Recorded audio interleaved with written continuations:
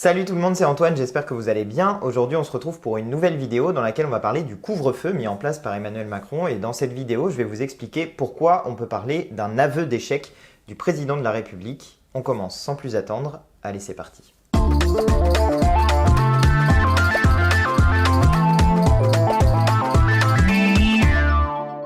Alors avant d'entrer dans le vif du sujet, il faut parler des mesures mises en place par Emmanuel Macron. Ce couvre-feu, c'est quoi? C'est tout simplement une interdiction de sortir de chez soi entre 21h et 6h du matin dans 9 grandes zones qui concernent 20 millions de personnes. Ces 9 grandes zones, c'est l'Île-de-France, la métropole de Grenoble, celle de Lille, celle de Lyon, celle d'Aix-Marseille, celle de Montpellier, celle de Rouen, celle de Toulouse et celle de Saint-Étienne. Alors évidemment, il y a des exceptions pour ce qui concerne le monde du travail, mais voilà, on a en gros une interdiction de sortir de chez soi à partir de 21h et jusqu'à 6h du matin pour plus de 20 millions de personnes, et cela à partir de samedi soir. Alors qu'est-ce qui va se passer si on ne respecte pas cette interdiction? Eh bien, comme pour le confinement, on aura droit à des contrôles de police et à une amende de 135 €.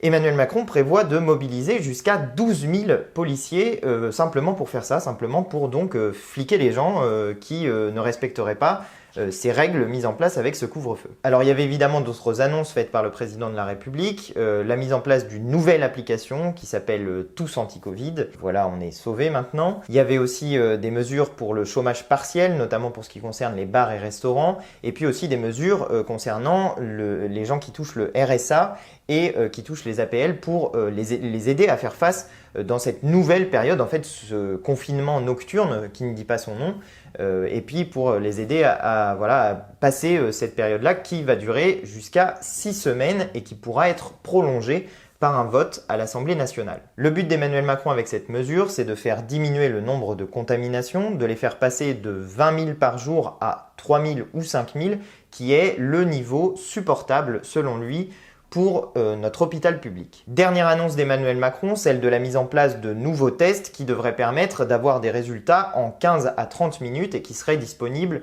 dans les pharmacies en plus des laboratoires d'analyse médicale, et donc d'éviter le gros problème qu'on a rencontré jusqu'à présent, qui est que les résultats mettent tellement longtemps à arriver qu'au final, eh bien, une fois qu'on sait qu'on a ou qu'on n'a pas le Covid, eh bien, potentiellement on l'a déjà refilé à d'autres gens où on a pu nous-mêmes l'attraper parce qu'on ne savait pas que certaines personnes l'avaient et donc nous ont contaminés. Voilà en gros pour ce qu'il a dit, et maintenant je veux en venir au fait, c'est un aveu d'échec et d'impuissance du président de la République. D'abord un aveu très clair sur son application que personne n'a téléchargée, et donc qu'est-ce qu'ils font comme personne n'a téléchargé l'application? Eh ben, ils en font une nouvelle avec un nouveau nom.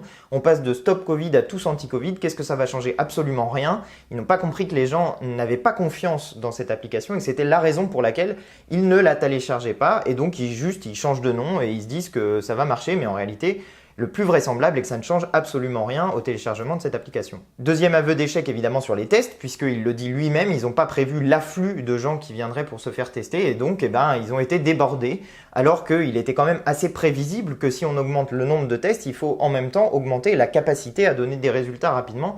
Ça s'appelle de la planification, c'est simple et ça aurait dû être mis en place. Là, Macron nous avoue qu'il a échoué et donc il compte sur ce nouveau test pour résoudre des problèmes qu'il n'a pas été capable de résoudre auparavant. Et puis, il y a surtout un aveu d'impuissance et d'échec sur la capacité à préparer l'hôpital public à cette deuxième vague.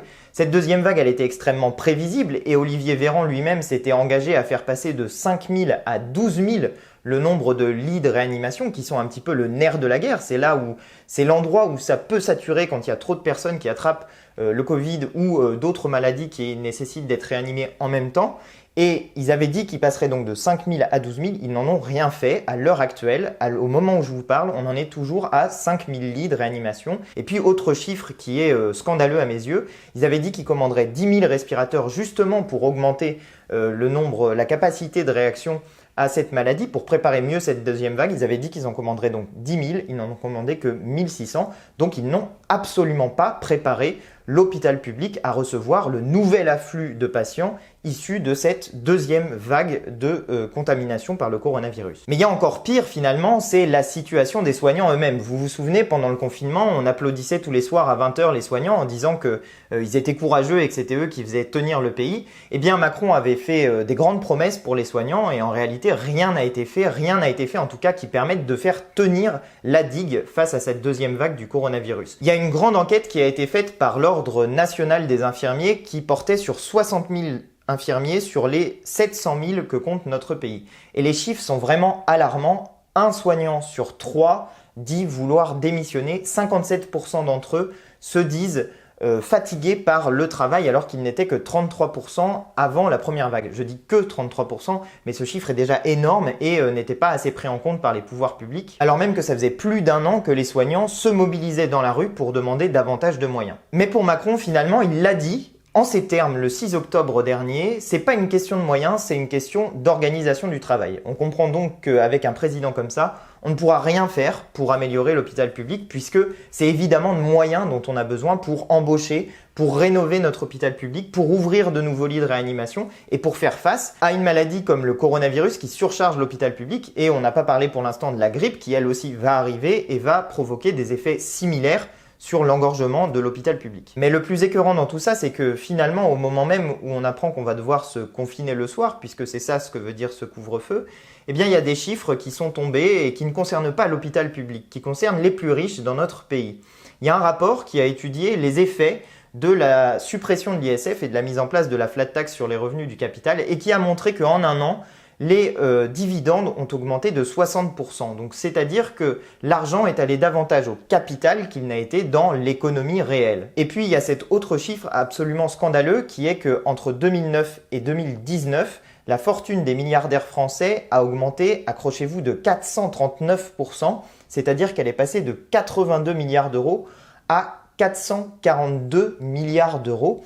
Et il y a des gens qui ont fait le calcul, si on avait réparti cette richesse entre les 29 millions de salariés français, on aurait pu augmenter tous les salaires de 100 € par mois pendant ces mêmes 10 années. C'est-à-dire que sur votre fiche de paye à vous, vous auriez eu 100 € de plus entre 2009 et 2019 si les riches s'étaient contentés de ce qu'ils avaient en 2009. Dernier chiffre que je vous donne puisqu'il concerne l'hôpital public, on estime qu'avec les 3 milliards d'euros qu'on perd en ayant supprimé l'ISF, l'impôt de solidarité sur la fortune, c'est-à-dire le fait que les riches, les très riches, payent davantage que les autres parce qu'ils ont davantage d'argent et sont donc plus solidaires avec les autres, eh bien on estime qu'on pourrait créer 60 000 postes de soignants. C'est vous dire l'égoïsme de ces ultra riches qui préfèrent garder pour eux l'argent plutôt que de participer au bien commun en finançant par exemple le système de santé dont on voit aujourd'hui combien il manque d'argent et combien il manque de moyens. Et voilà pourquoi au début de cette vidéo, je vous disais que ce couvre-feu, c'est l'aveu d'échec d'Emmanuel Macron qui montre qu'il n'a rien fait pour préparer l'hôpital public. C'est d'autant plus dramatique et scandaleux que c'était prévisible. Des gens par exemple comme Jean-Luc Mélenchon alertaient depuis 2017, c'est-à-dire il y a 3 ans,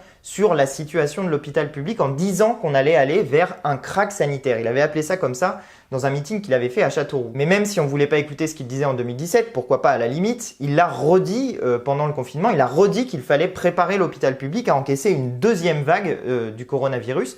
Et qu'est-ce qu'ont fait les macronistes? Eh bien, ils se sont moqués de lui en disant que le professeur Jean-Luc Mélenchon de l'université de la Havane était en gros un oiseau de mauvais augure et qu'il n'y avait pas de deuxième vague. Ils n'ont donc rien fait et cela alors même, je l'ai dit dans cette vidéo mais je le redis, que Olivier Véran, le ministre de la Santé, s'était engagé à faire passer à 12 000 le nombre de lits de réanimation et qu'on en est toujours à 5 000. C'est donc qu'ils estimaient que c'était possible, mais qu'ils n'en ont rien fait. Et la conclusion de tout ça, et c'est ça le plus écœurant, c'est qu'à la fin, c'est nous, les Françaises et les Français, qui allons payer les pots cassés de ces gens qui sont incapables de préparer l'hôpital public à encaisser le choc de cette maladie. C'est nous qui allons être confinés le soir. C'est nous qui allons être contrôlés par la police et potentiellement payer 135 € d'amende si pour une raison ou pour une autre, on n'a pas réussi à rentrer chez soi assez tôt et à respecter ce couvre-feu. Et c'est aussi nos policiers qui vont être utilisés pour nous contrôler, nous, alors même qu'ils ont franchement mieux à faire que s'occuper de vérifier si les gens sont chez eux à 21h, entre 21h et 6h du matin. Voilà, cette situation, c'est le résultat de ces gens qui n'ont aucune confiance dans le service public, qui s'en foutent, qui s'en lavent les mains, qui n'ont pas décidé de mettre l'argent où il le fallait, qui l'envoient vers les riches qui n'en font absolument rien d'utile pour la société et qui décident de réduire nos libertés à nous plutôt que eux d'assumer leurs responsabilités de dirigeants politiques. Voilà ce que je voulais vous dire pour aujourd'hui. J'espère que cette vidéo vous a plu. Si c'est le cas, je vous invite à la partager sur les réseaux sociaux et à mettre des pouces bleus. Si vous passez ici pour la première fois, Je vous invite aussi à vous abonner à ma chaîne en n'oubliant pas de cliquer sur la petite cloche pour recevoir des notifications. Dites-moi aussi ce que vous en pensez dans les commentaires de cette vidéo, ça se passe par ici. Et puis en attendant, je vous dis à très bientôt pour de nouvelles vidéos. Allez, salut!